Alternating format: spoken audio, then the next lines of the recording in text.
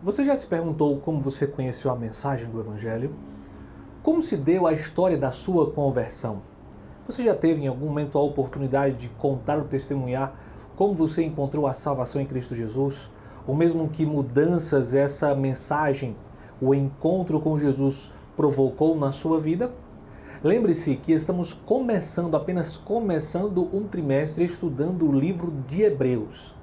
Então é muito importante entendermos quem é o livro de Hebreus, o autor, por mais que tenhamos ali algumas interrogações, mas especificamente para quem ele escreveu. Ontem mencionamos aqui que nós entendemos, e o mundo teológico no geral, boa parte dele, entende que o autor de Hebreus seria o apóstolo Paulo. E que Hebreus não é uma carta, e sim um sermão de Paulo para uma igreja específica. Há muitas conjecturas de quem seriam os destinatários deste sermão. Quem seriam estes hebreus? É interessante que a expressão hebreus, que intitula o livro, não aparece em nenhum momento no próprio livro. Você não encontra em nenhum momento no livro aos hebreus. Existem algumas ideias e conjecturas de quem seria o destinatário, ou de para quem Paulo, repetimos, nós entendemos assim, para quem Paulo estaria escrevendo e enviando este sermão. Dentre muitas ideias de que seriam judeus, de que seria a igreja cristã, muitos entendem que a quem Paulo está escrevendo, seriam judeus cristãos. É interessante notar que você encontra ali no livro algumas linguagens do grupo ou alguns termos específicos do cristianismo, como a expressão para Jesus de Senhor, atribuindo a Jesus o senhorio.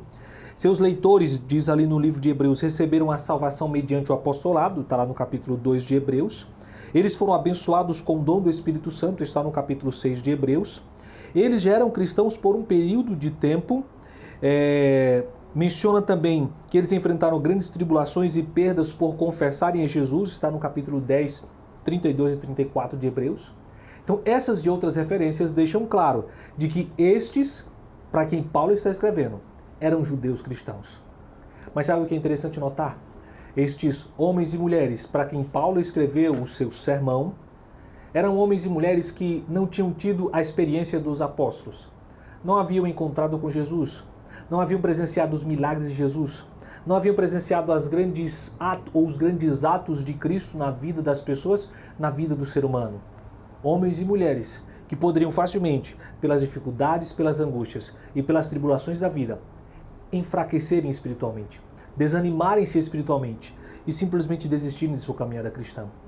Mas é também no período destes homens, vamos assim dizer, que Cristo realiza outros milagres na vida de outros homens, apóstolos, para poder chamar-lhes a atenção para a salvação em Cristo Jesus. Você encontra grandes milagres como na vida de Filipe, que faz grandes maravilhas na cidade de Samaria. Você encontra Deus agindo de forma maravilhosa na vida de Pedro, quando ele está em Jope e em Cesareia.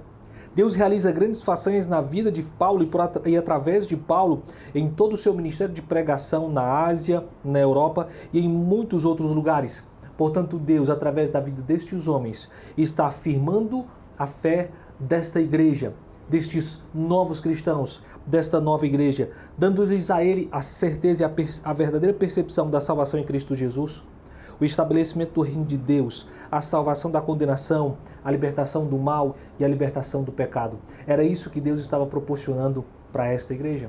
Portanto, entenda, é para estes que Paulo está escrevendo o seu sermão.